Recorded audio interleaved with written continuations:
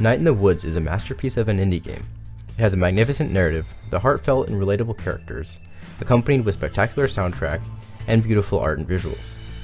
This game is a must-have to any story aficionados or anyone who wants a passionate indie game. Although you must know that this game will only appeal to gamers who enjoy the story-driven games, as without that, this game is only a light platformer with eye candy and a lot of text to scroll through. This game is set in a world full of animals with complete human-like traits.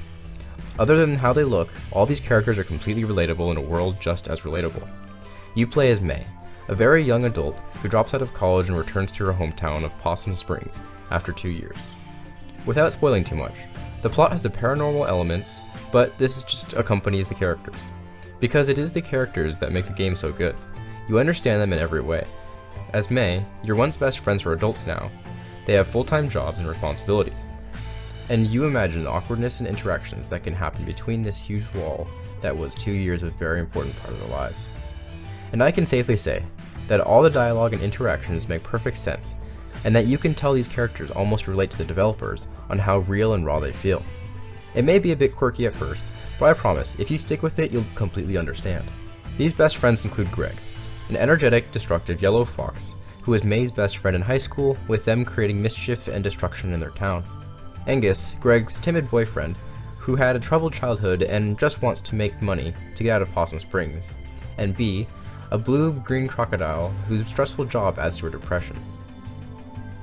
With these types of characters, you can imagine how serious a game can be, dealing with themes such as depression, fitting in, death, and moving on. But this game can also be very humorous and touching. And again, it all relates to the dialogues and characters. It is really incredible how well these characters have been made in making you feel everything they feel. You feel joyous every time May wins a small victory in the overarching plot that you feel very angry about when something goes wrong. Be ready to feel, because I haven't been so emotional from a game since Telltale's Walking Dead series. Enough about the narrative though. Let's talk about the gameplay, which has a light platforming and exploration, but it's simply to show off the town. The platforming isn't anything special, but it doesn't matter. You're only using it to get around, and getting around is another amazing part of Night in the Woods. I implore you to look around this town, because then you see how much effort has gone into making this town live. Each person there has their own story, and a lot of them are interactive. You learn about them every day, and their story actually changes, so it feels like you're revolving around the game instead of the game revolving around you and your actions. This will probably be the best looking game in terms of art style this year. The autumn orange look blossoms with every leaf in the ground and environment to look at. Everything just looks so great, and it helps as you are going through some parts of the town over and over again, so it's good being able to get some amazing views while you do it. Another thing that helps not make the exploring boring is the musical score.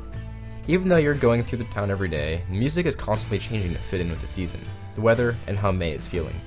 It really is astounding music, and I am tempted to find the soundtrack, which is the first for me.